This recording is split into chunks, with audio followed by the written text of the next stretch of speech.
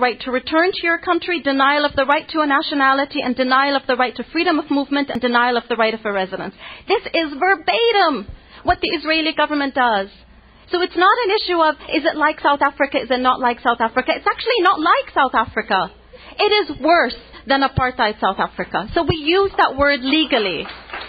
And again, I'm not the one saying it's worse than apartheid South Africa. Archbishop Desmond Tutu was the one who said, when he visited, that what he is witnessing in the land of Palestine is worse than political apartheid in South Africa. So there is a crime of apartheid, and we are asking for it to be ended throughout the land of Palestine, which is inclusive of the state of Israel. So when people ask me, do I support Israel's right to exist? I don't even know what that means. Do I support a state's right to exist? No.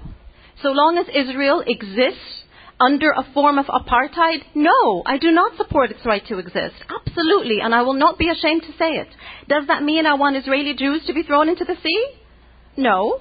It does mean that I want human rights to be applied equally and unconditionally to all the people, which means we have a right to return to our villages. And the only reason that is given to deny Palestinians their right of return is because we either believe in Jesus Christ or the Prophet Muhammad.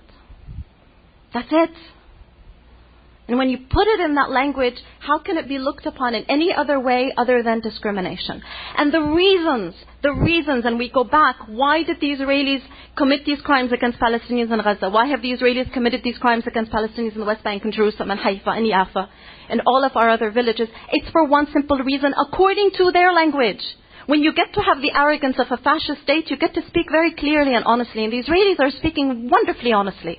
And they are facing something called a demographic threat. What does that mean, a demographic threat? It means that your mere existence is a threat to them. And if your mere existence is a threat to them, they have only one option: to kill you. So the mere fact that Palestinians exist means in their eyes that Palestinians resist. There is no separation in the logic of a Zionist between existence and resistance, because the mere fact that we exist means we resist. So we take it back to its very core, and I have to speak this bluntly. The core of it is Israel has to make a choice.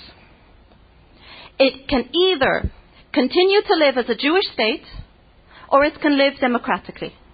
It can either continue to live as a Jewish state, or it can live peacefully.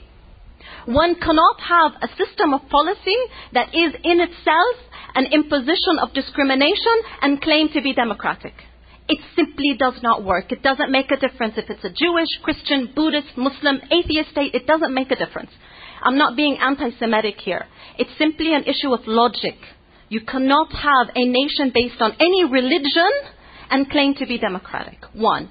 2, you cannot have a nation based on any religion and claim to be peaceful, because then your raison d'être, your whole construct is getting rid of the other by any means possible, be it economic destruction, which is a crime, be it expulsion, which is a crime, or be it killing and justifying our murder because we resist. So we have to recognize that is the core. That is the language that we need to use. And we must not mince our words, because mincing our words and apologizing for our words implies that we are saying that Palestinians do not deserve all their human rights. We have been told to compromise for way too long. Noam Chomsky says our right of return is asking too much. And that's the same language that was used against African Americans. It's the same language that's been used against people of color in this country, be it Latin Americans, be it others. Don't ask so much. Isn't enough? We're no longer slaves. No, by God, it's not enough. It's not enough. So how do we do it? How do we do it? Not only do we use our narrative powerfully and correctly and without any apologies, but we use the tools that are afforded to us so long as we are not in Palestine. And the tools that are afforded to us here in this country are several. First and foremost, boycott. Boycott has become such a powerful weapon that the Israeli government itself considers us to be equivalent to the resistance. I have to say this. The Israeli government considers there's two networks. There's the resistance network that they define as Hamas and Hezbollah. And there's another network that they define as the delegitimization network. Because boycott means we are delegitimizing Israel as a normal state. We are boycotting it because it's not normal to be an apartheid, settler, colonialist, racist state. We will not have normal relations with them, so we're delegitimizing them. The Israeli government considers the boycott movement to be of the same strength as Hamas and Hezbollah. And I thank them for that compliment. So they consider us to be a powerful force. Others consider us to be a powerful force. The Economist recently stated that the boycott movement has become so strong. They specifically said in The Economist, BDS has begun to grab the attention of some of the world's largest financial institutions. You have banks that are pulling out of Israel because of us. Banks that are pulling out of Israel. You have SodaStream that for several consecutive months has not been able to have one profit increase.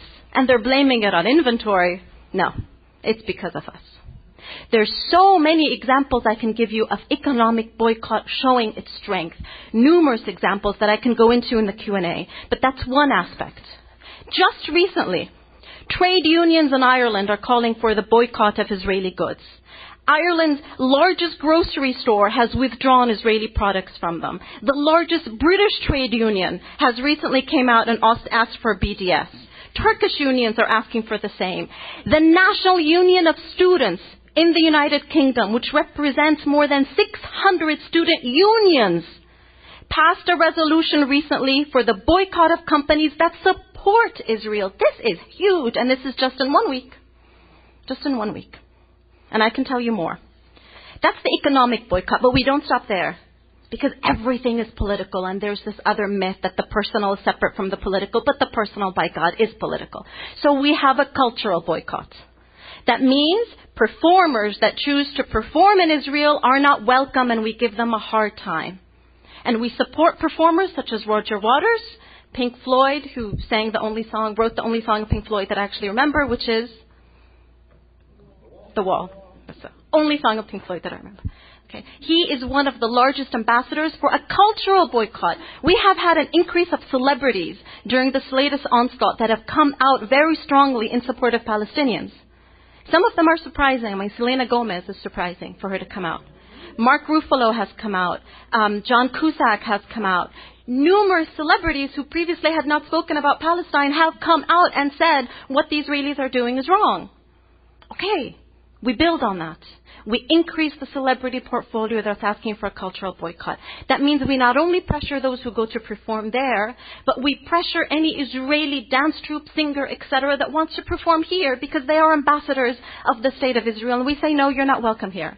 We're not going to welcome your dances, your teams, your athletes, nothing. It's a full cultural boycott. That is what's needed. And then we have an academic boycott.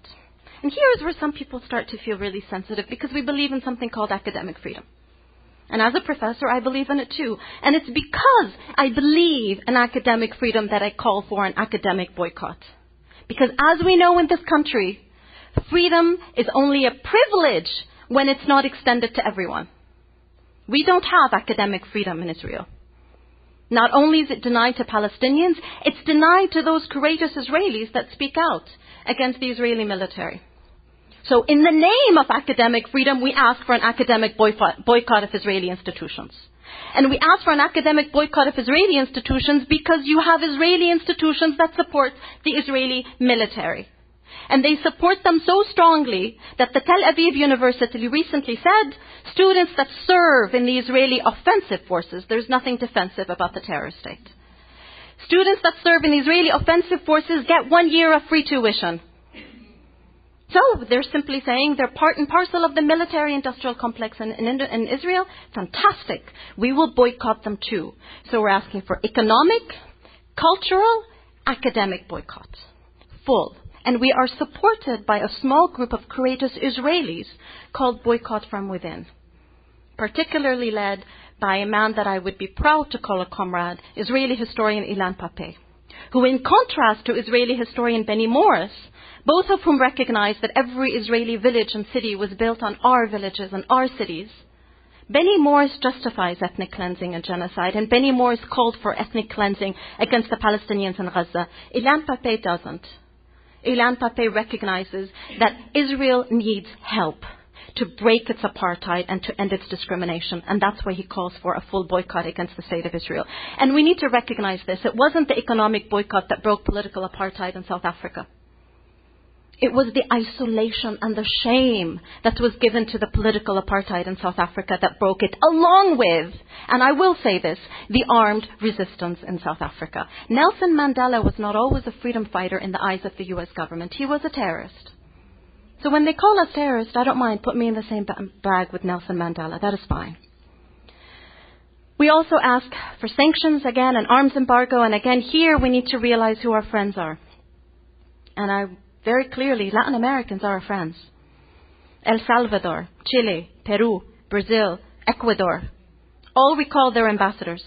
Brazil, Argentina, Venezuela, Uruguay, Paraguay suspended free trade agreement talks with Israel. And then you have this small, tiny island of the Maldives that proved to be the most courageous of all countries by actually cancelling previously agreed upon bilateral trade agreements with Israel and saying no. There is strength in small sizes. So we work on that. And while we're working on that, we also pay attention to our activists and our comrades here in the United States, because we are denied academic freedom in this country. And we cannot be calling for academic freedom there through academic boycott and not support professors here that are getting fired because they are speaking in the name of justice. You have one professor who just lost his job yesterday, Dr. Stephen Salata, a Palestinian who lost his job because he was tweeting in opposition to the slaughter of our children, and he was justifiably and rightfully saying that Zionism is what is increasing anti-Semitism. And he lost his job. And it becomes incumbent upon us to put pressure on the University of Illinois to reinstate him. And I would urge you to do that, and I'll give you the phone number and the emails and the Q&A for you to be calling the Chancellor, emailing the Chancellor, and letting them know. And we do have the power to do this, because all too often we think that we're small, but I'll give you one small example of how strong we can be once we believe in our strength. NBC, again, not freedom, not free speech, not democracy now. NBC had this great reporter in Gaza by the name of Ayman Mu'ayyid. He was one of the witnesses to the massacre of 4 boys. Deliberate targeting of those boys by missiles. And he wrote about it and spoke about it so eloquently that NBC decided to move him out of Gaza and replace him with Richard Engels. It took 2 days for them to bring him back. Why? Because we protested. Didn't take much. We didn't close anything down. We just called and wrote and called and wrote.